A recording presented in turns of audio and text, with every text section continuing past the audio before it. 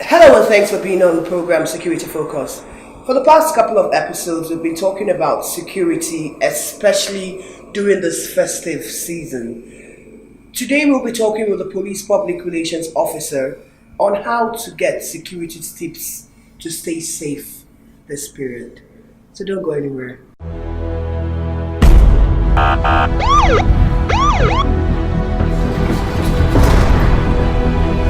Compliments of the season, everybody. Good afternoon. It's Boxing Day. And today, when everybody's talking about boxing, we're hoping that nobody gets into trouble by boxing one another.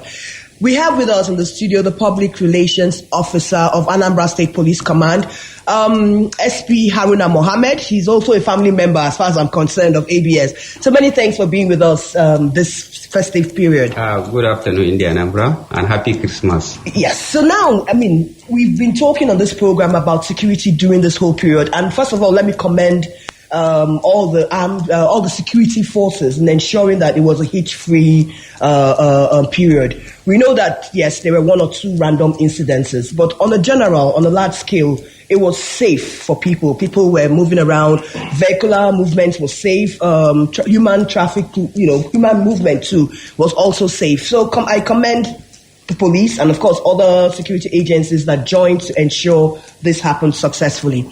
Now, before the Christmas season, and I think I noticed some of it yesterday, today, there was always a convoy of the armored tank is the only one I know. Then you'll see like the big Hilux vans in front with the doors open, policemen, hanging out of the doors, and then they were patrolling around Metropolis, at least in Akka, I'm sure of. Mm. I also saw a couple of low-flying aerial surveillance. On Saturday, I actually saw the helicopter parked opposite the lodge when we went for a walk in the morning. And I was like, oh, wow, I didn't even know that we had a helicopter, attached to the police forces. So give us a brief history about what that whole operation or scenario was about. Thank you very much, Ifunanya. These strategies that was put in place by the command under the able leadership of the Commissioner of Police, CP Garba Baba Umar, was drawn up over a long period of time. Let's say around August, September. The Joint Security Management Team, led by the chairman of the Security Management Team, who was the chairman? State, the Commissioner of Police, okay. CP Garba Baba Umar, and other sister agency, sat down and carefully assessed the trend of crime during this festive period in the past, and discovered that there are 5 major crimes that we normally encounter during this festive period. Yes, okay. And one of such is the issue of robbery, especially at a traffic joint because of the traffic jam. Congestion. So when there's congestion, they capitalize on that. Okay. The miscreants take advantage of the traffic congestions, especially in the Upper Iweka, Mpo Junction, and then Bridgehead and other places in the state, to attack their victims and dispossess them of their valuables. That is one of the challenge. And then another challenge is the challenge of rising cases of kidnappings.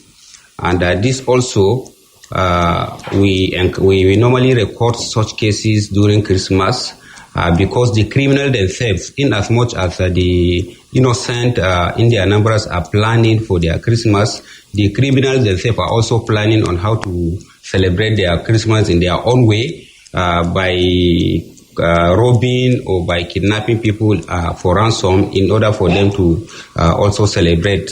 And that one also has been identified by the command. And also the issue of cultism.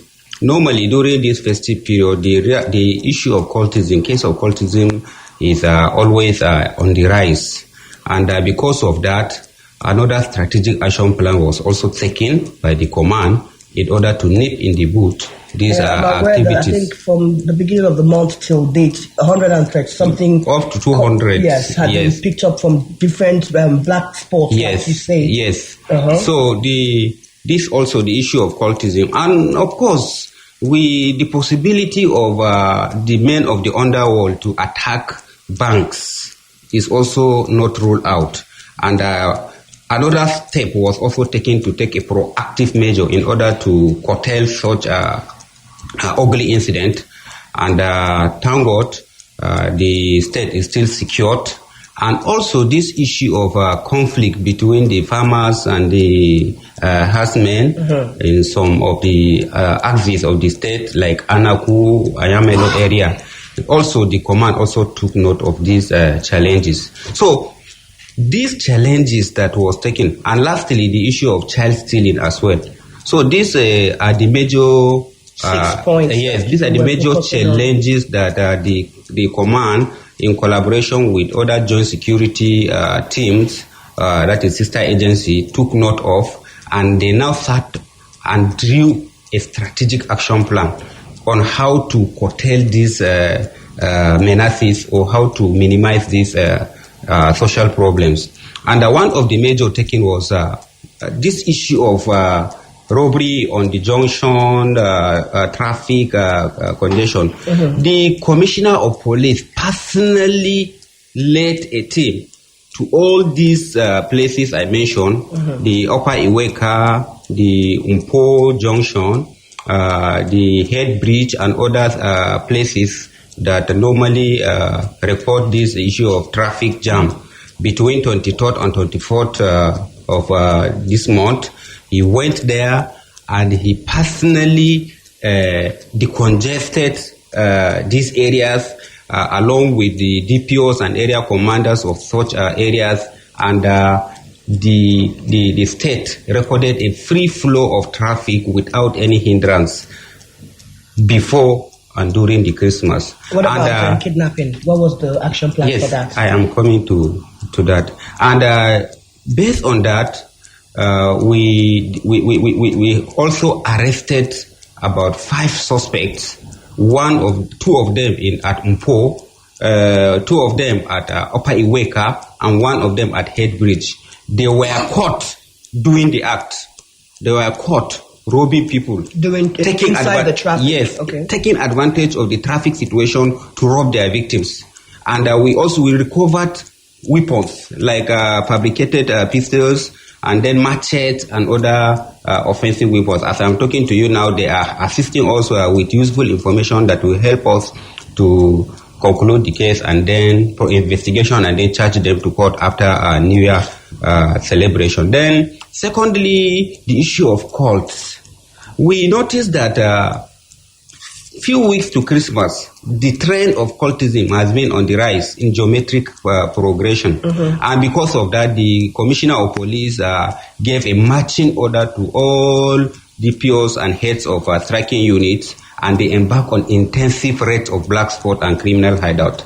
As I am speaking to you now, we have arrested over 200 suspects. We recovered over 6 different fabricated arms. We recovered about 15 machetes, axes, daggers, and regalias of various sects and denomination.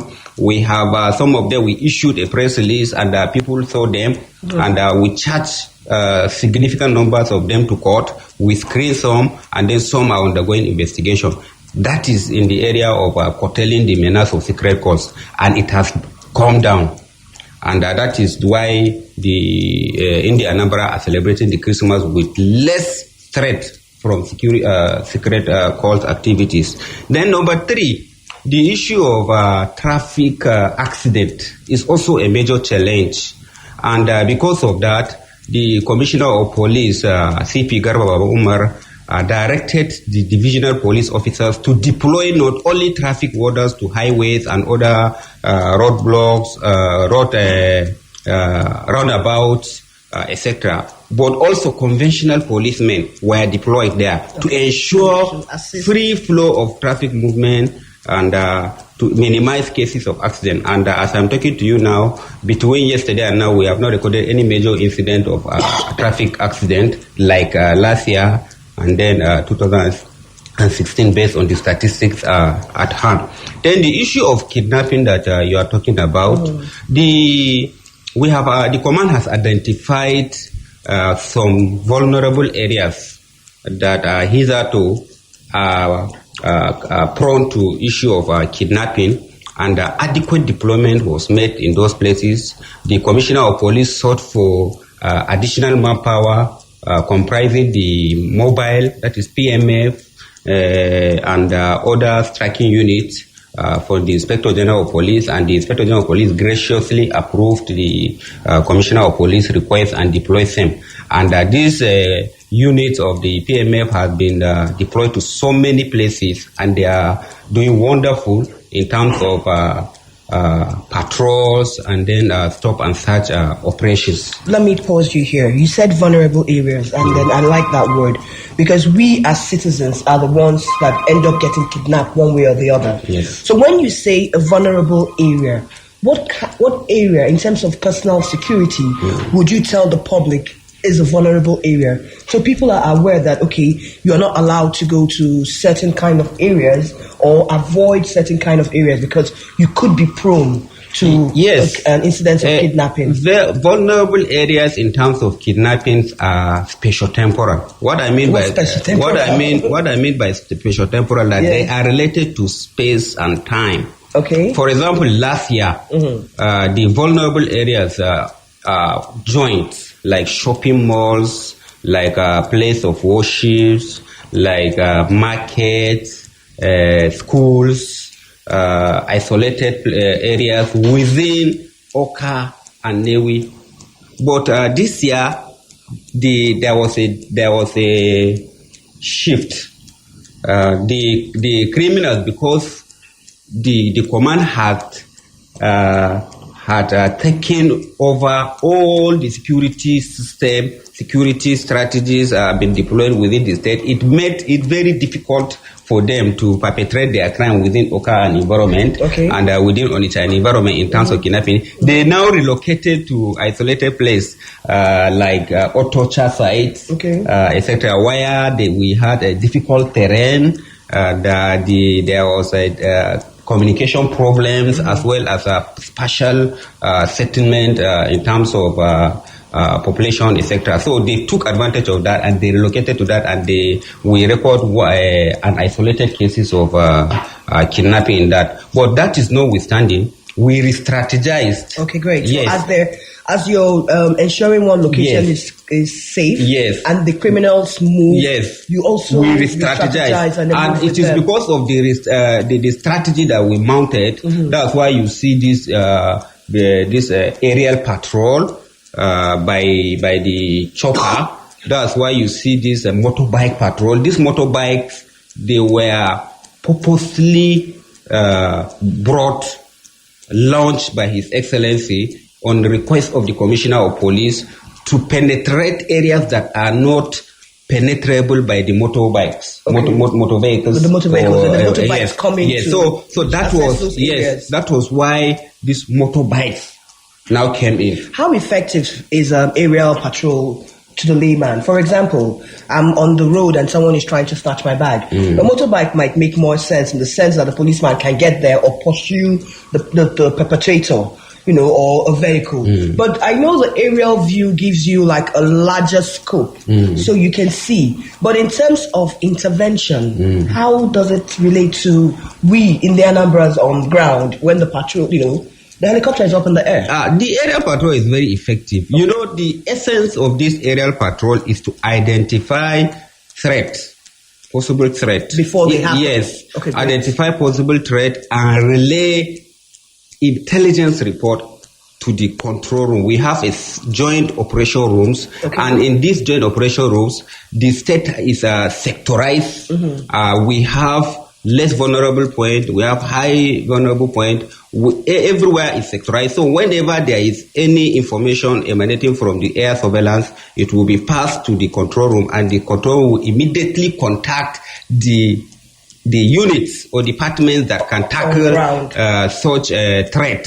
For example, this issue of conflict between the herdsmen and the farmers in Anaku axis, it is through the aerial patrol that we are able to get locations, we are able to get the vulnerable places and prompt deployment are being made, and that is why you are seeing always you are seeing that the issue is not degenerating and it's not becoming intractable. It is always being curtailed through proactive steps by the command as well as the committee set up by His Excellency to reconcile this lingering feud between farmers and the herdsmen. And they are doing a very wonderful job. And that is why you see this issue of herdsmen and then farmers is being managed. Also, the patrol itself in that axis is creating confidence to members of the public. The members of the public in those axes feel secure that they are being given a sense of belonging because of them, because of their safety. Patrol are being done on aerial surveillance, and then action is being taken in order to protect them, which, if not because of the aerial patrol, it will be very difficult for vehicles to penetrate such axes. Of course, because of the recent flood that ravaged the place. So the aerial patrol is very important. It is supporting the command with useful intelligence to take proactive steps in order to nip in the bud any possible threat of crime within the state. So what strategies do the police do? Because I know that, yes, Christmas, there's a lot more fun, influx of fund or outflow of funds, at the banks. There's a lot of crowd, so people capitalize that the ATM. I know that on 24th, 25th, it was crazy going to the ATM. Yes. It was jam-packed.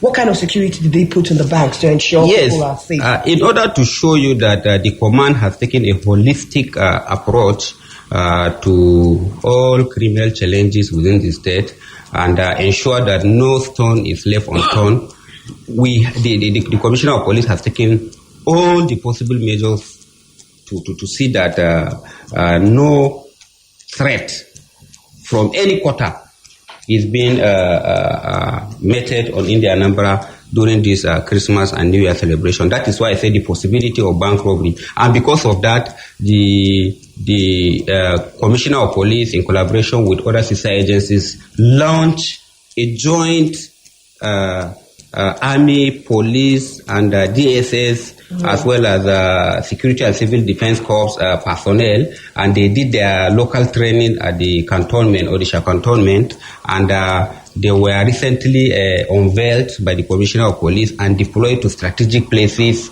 where there is possibility of bank robbery, and so far so good. There wasn't any incidents. Yes. So because of this deployment, because of this action, so far so good. We have not recorded any incident of bank robbery. So it is paying off. Some of the children, they will steal them in their schools, various schools. As soon as the school closed, instead of the parent to go and pick them, somebody will just use opportunity and take the children. And then sometimes maybe they will cajole them or lure them. Children, if you buy him biscuit or you buy him chocolate, so they follow you. They follow you, and then they will not fall prey.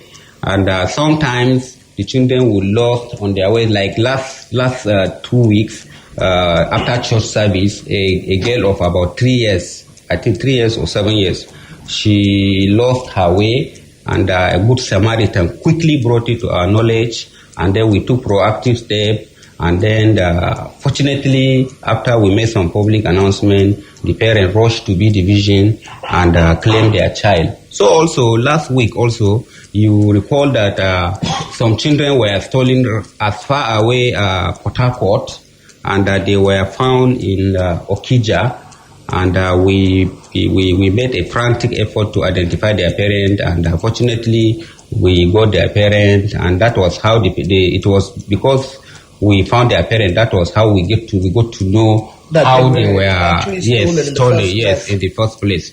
But there is one important thing that happened that led us to identify one of the parents of the victim.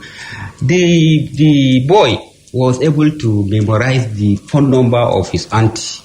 Okay, how old is this child? He was 7 years old, but he was able to memorize the phone number of his auntie. And when we asked him whether he has a number of his parent or anybody that we can use, initially he made attempt to call the number of his parent, but he couldn't succeed. But when we asked him about any other person, he correctly memorized and the number of his school auntie, and we called, and the auntie picked the number, and we asked her about the boy. She said the boy was stolen as far back as October. Oh wow! So we immediately. So for over 8 weeks, they've been looking for the child. Yes. So I want to encourage parents to always. I want to urge parents to always encourage their children to memorize their phone numbers in case of unpleasant situation like this. In all of this, it's we as individuals, in the Anambra that stay in the state, that have one way or the other interact with this, have an encounter with these hoodlums. So the question I'm going to ask is, from last week till January, the first week in January, it's still a festive period. There are lots of events all over the states. There are, of course, parties in the evening, house opening. People are moving around during the daytime, at night. What kind of tips would you give in the Anambras without us necessarily relying on the police or the security agencies to do everything? So what would you give to that listener and say, look, if you're going out in the morning, these are the things you should look at. Security tips on driving. Security tips when you go to the bank. Security tips when you go to a public event. We have personal security tips. Okay. And then we have security tips at home. Okay. And then we have security tips on motion. That is, if you are driving or if you are being driven. You are being driven. But once you're moving. And then personal security at place of work. And because we are in a festive period, let us consider personal security. Let us consider security at the place of worship. Let us consider the security while you are on motion and the security at home. In terms of personal security, there are basic things that everybody does every day. Excuse me. Sometimes it is duty bound on you to go to work every day. It is duty bound on you to go to restaurant, for example, to eat if you are a bachelor. And it is also duty bound on you to always go to maybe to a joint or to the place of work, place of worship, etc. So these basic routine things that you are doing every day, you should be at alert. Every day you are going out to eat, you should be at alert. Every day you are going out to the market, you should be at alert. Every day you are going out to place of work, you should be at alert. Every day you are driving a car and you are in a traffic jam, you should be at alert. Lock your vehicle. That one I always do, yes. Always. So once you enter a car, yes, lock the vehicle. Lock the vehicle. Place your leg on drive. Always put your car on drive. And maintain a distance between your car and the car that you are following, so that in case of emergency, you can maneuver and then find escape. So all that bumper to bumper driving is a security risk. Yes, bumper to bumper driving is a security risk. In terms of any major challenge or incident of robbery or something, you cannot maneuver yourself. You have to abandon the car and run. But if you are on drive and then you maintain some distance between yourself and the vehicle that you are following, it will enable you an opportunity to maneuver in case of emergency. Then always keep the doors locked. Because sometimes these hoodlums, they take advantage. As soon as the vehicle stops, within 30 seconds, like a twinkle of an eye, yes, they will just open the door, point a pistol or gun at you, dispossess you of your handset and your ATM card and other valuables.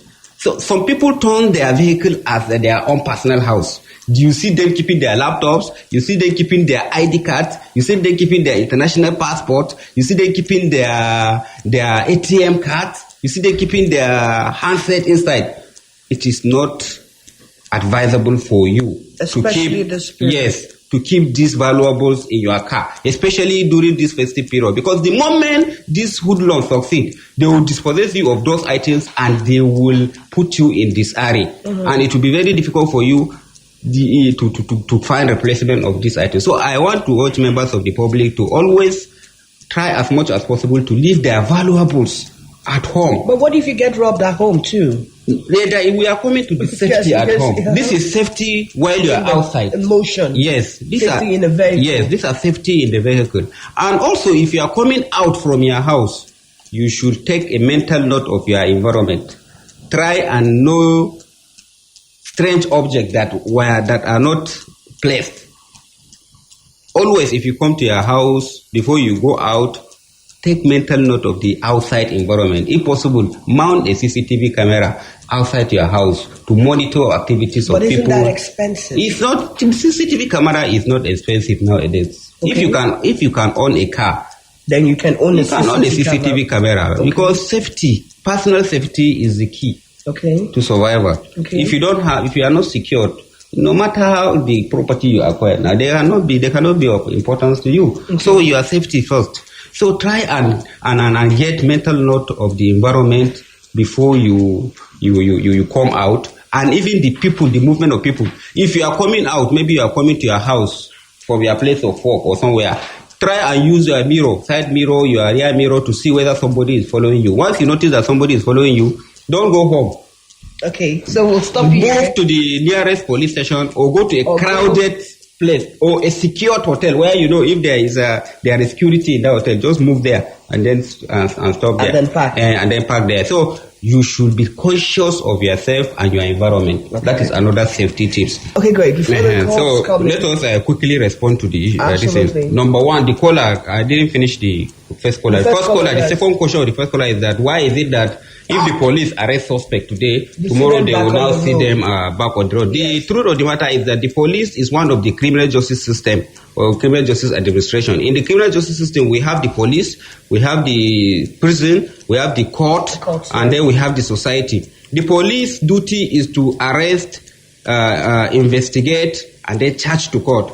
As soon as the police charge a suspect to court, the police hand is off that suspect. It is now left to decide. And the people should put at the back of their mind that the suspect have their own right to bail. Maybe they were granted bail. Maybe they were convicted and fined. That one only the court can say. But as far as police is concerned, if you arrest suspect, especially robbery and other suspects that's that are where your jurisdiction ends. Yes, we investigate and charge them to court, because robbery is not a confoundable offense. It's not an indictable offense. There are offenses that police can terminate. The case can be ended at the police, and there are cases that police has no power to stop or to end from its level. And robbery is one of such case. Theft is one of such case. Kidnapping is one of such case, and other capital offenses. Mm-hmm. Therefore, if you see anybody outside and he was arrested by the police, you as an individual who reported the matter have the right to come and get a feedback from the police on why that person is out on the street. He can. If you are a chairman of the vigilante in that area and it is the vigilante that arrested such persons, they have the right to come and demand for feedback from the police. They ask them what is the position of the suspect that they have handled. Then the police will explain to them. If they are not satisfied with the explanation of the police, they have the right to make a formal complaint to the Commissioner of Police, who will direct for investigation into circumstances surrounding the release of such suspect. We have another question. Then second question is from Charles. Is from He talk about extortion of policemen. Police are aware that they're extorting money on the road. I cannot deny the fact that in the police we have a black sheep. We have undesirable elements within our fold. But the Commissioner of Police, the present Commissioner of Police, CP Garba Baba Umar, since he assumed duty, the first priority he had was zero tolerance on corruption and extortion. And because of that, he set up a unit called Anambra State Police Public Complaint and Anti-Piracy Unit. And this unit, we have a social media platform, we have a WhatsApp platform, we have Gmail account where if you have a complaint, you can channel your complaint and we will take immediate action.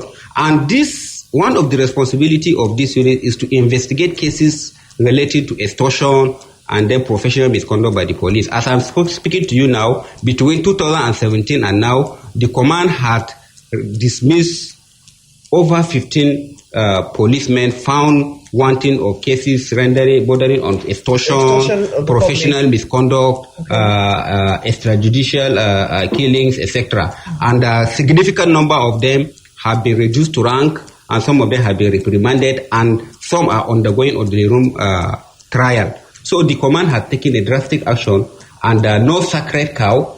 And apart from the APCAP unit, we have IGP escort. Yes, we have IGP escort. Yes. We have a CP monitoring unit. All these units are saddled with the responsibility of monitoring police on duty. So basically, it means that it is our responsibilities as citizens to ensure that when a policeman tries to extort us, you report. We should report and use all these means, all these avenues, the X squad from the IGP, the police complaint unit from the police, or call me, directly. But I will give my number and I will give the control room number for people. Great. So people, we have the responsibility, because we're talking about personal security. Yes. So it's our personal responsibility to ensure yes. that we don't encourage or condone any police officer yes. that is trying to extort a bribe from any of the citizens. Yes. Okay, the next question. Then the next question by Charles Okeke borders on illegal collections of levies, which the government has proscribed, has banned. But he said there are some places people are still collecting it. The government has banned illegal collection of levies, and the government wrote to the Commissioner of Police to enforce the ban. And the Commissioner of Police has directed all DPOs, area commanders, and other heads of departments to ensure strict compliance to the ban. And as I'm speaking to you, we are making arrests and we are prosecuting significant number of them. So that means that enforcement is still effective. Yes. What we want from members of the public is that whenever you fall victims of that extortion, you should not hesitate to report to the nearest police station or call the nearest police so that means division. Basically it's our responsibility. Yes. So for those that are getting extorted from levies, the police is not a miracle worker. Yes. They need to report. Yes. XYZ came to my shop and then collected so levy and it's illegal. Then from there you can be able to act for them. Okay, great. Then the next question says that whether it is a crime to call the PPRO and report a situation. It is not only a conformity, it is also a civic duty on you as a responsible citizen to report complaints to not only the PRO but all the distress numbers. Okay. In case you call the PRO, maybe the PRO did not pick. The PRO might be either in the program like I am now, I cannot pick call, or I might be in the meeting. I have to keep my handset as a sign of discipline and as a sign of responsibility from my part, not to show indiscipline to my superior. I cannot answer call while I am in the meeting with them, so I have to keep my handset on silent. But as soon as I come back, I return calls. So in case, send a text. Yes, you can also send text. Then as soon as I come, I will reply to your message. Then the fourth one is Okonko. He called from Anaku. He said that there is no security visibility presence on that road. Yes. I have noted your observation, and as soon as I leave this place, I'm going to call the DPO and bring him to his knowledge, and then necessary step will be taken to restore it. We have like less than 2 minutes to wrap up the program. Okay. So just a number where people can reach you. We have the control room number 070 39194332. Let me call the number again. 070 39194332. This is our control room number, 24 hours a day, 7 days a week. Anytime you are in distress, you should call the number, you will get prompt response. Then in case your own personal number. In case you don't get the number, you call my personal number 080 609 70639. Let me call the number again. Please. 080 609 70639. And then finally, the message of the Commissioner of Police to all in the Anambra. The Commissioner of Police, CP Garo Baba Umar, has rejoiced with all in the Anambra for this Christmas and then prosperous New Year celebration. He wished them good health, personal safety and security, and then prosperity in life. I must thank you so much, SP Haruna, for being a part of this program. It's a festive season, and then our most important takeaway for this program is security is our responsibility. So each of us have to be cautious. We have to be aware, whether we're driving or we're at one event or even at home. Once we make security our responsibility, we're one step closer to ensuring that we stay safer this festive period. So do have a pleasant holiday. Happy Boxing Day, and then talk to you next week.